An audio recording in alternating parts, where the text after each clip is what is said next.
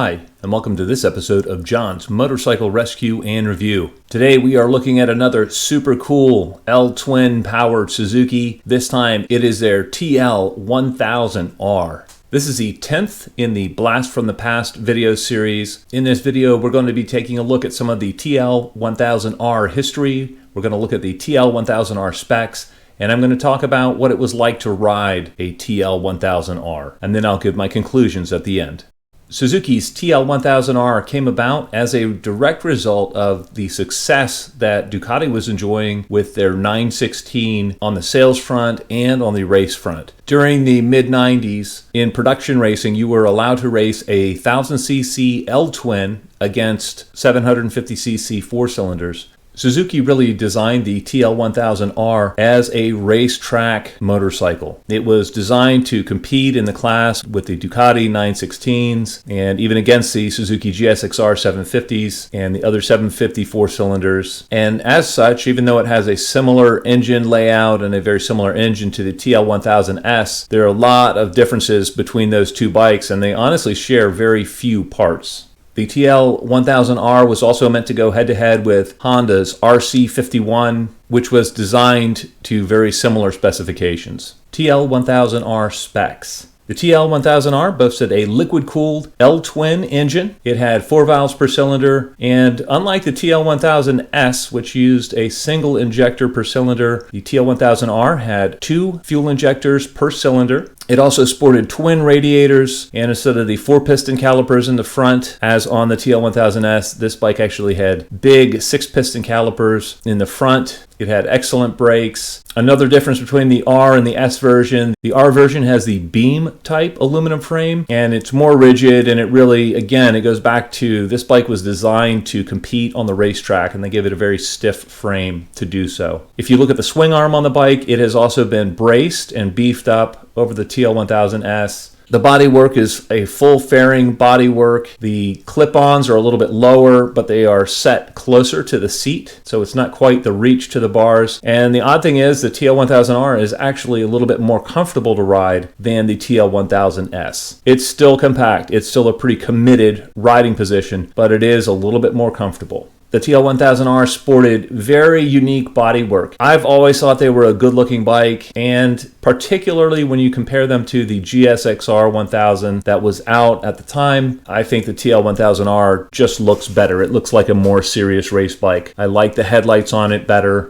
The tail hump on the TL1000R was something that is kind of still unique in motorcycling. I think we've grown somewhat used to it once they released the Hayabusa, but at the time this was a really radical feature, and it was very heavy looking compared to the tail end of, say, a Ducati 916. The whole bike itself, when you looked at it, it was very beefy looking compared to the 916 as well. The L-twin motor also got new pistons, higher compression pistons than the TL1000S, and it got forged connecting rods. This allowed Suzuki to bump up the red line and the horsepower on the TL1000R to a claimed 135 crankshaft horsepower, which translates to right around 120 horsepower at the rear wheel. Unfortunately, with all the beefing up that Suzuki did on this bike, it really made this bike heavy, and this bike was a good 30 pounds heavier than the TL1000S. The wet weight on the TL1000R was 505 pounds. It was also 60 pounds heavier than the R1, and the R1 was right around 150 horsepower. So the TL1000R was never the latest and greatest, most cutting edge, most performance you could buy for your buck. It was really a 1000cc bike designed to go against 750cc motorcycles. One of the unique features from the TL1000 series from Suzuki was its separate shock and spring system in the rear suspension. It used a rotary damper unit in the rear, and this was separate from the rear spring. It was meant to keep things cooler. It never really functioned as Suzuki intended, and honestly, conventional units tended to perform a little bit better. The TL1000R was a very compact motorcycle on the wheelbase, and the wheelbase is about 20 millimeters or almost an inch shorter than the TL1000S. And it's actually geared a little bit lower than the TL1000S. As you can imagine, with that punchy motor and a short wheelbase, it is still prone to lifting the front wheel. It's very easy to lift the front wheel. The TL1000R had fully adjustable Kayaba front forks. It also had fully adjustable rear suspension. So what was the TL1000R like to ride? Well, first off, there is that glorious V-twin sound.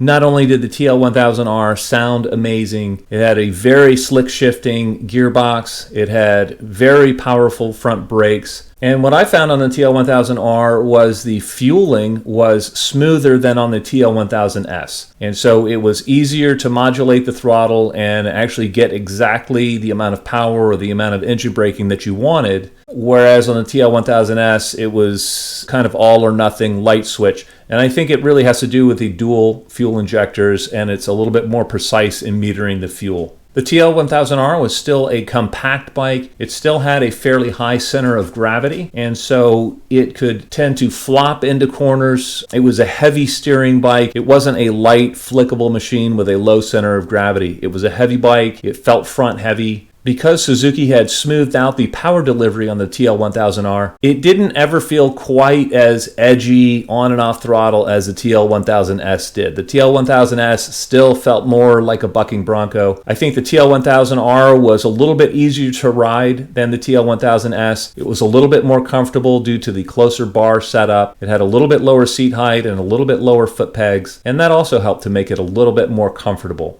Unfortunately, the handling on the TL1000R was still a little bit odd, and it still took time to get used to, and it takes you an hour or so to really get comfortable, really to feel like you can trust it as you push it in the corners, and it just doesn't handle like other bikes. If you have one of these as your only bike and you rode it frequently, I'm sure you could really haul on one. But they just aren't something that's immediately going to inspire confidence and allow you to wring the most out of it without fear of it doing something surprising. The TL1000R I had was the blue and white and black version, and to me it was just a gorgeous machine. Another odd thing on these, they're known for eating batteries, and the battery position on the bike, it was actually on the kickstand side underneath the cover and the fairing on the side of the bike. And it's an interesting placement for the battery. And it takes a lot of juice from the battery to crank these things over. Ultimately, the TL1000S really wasn't a success on the sales floor, and it wasn't a success on the racetrack. For all of Suzuki's effort and money spent on the race team, the TL1000R was only able to win one race. And really, when you're a race bike, if you want to,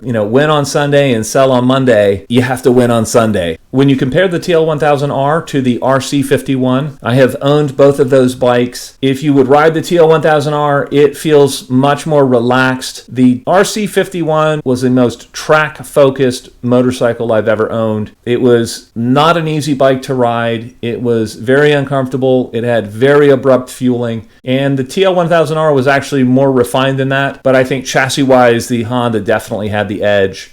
Because of their track success as well, I think Honda sold more of the RC51s than Suzuki did of the TL1000Rs.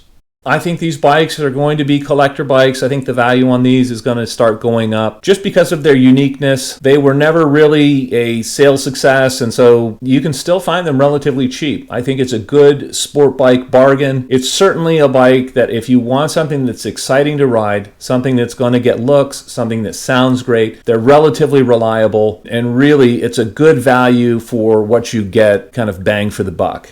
Well, I'd love to know what you guys think. If any of you have owned a TL1000R before and want to share in the comment section below, please feel free to do so. As always, I hope you found this video entertaining and informative, and until next time, enjoy the ride.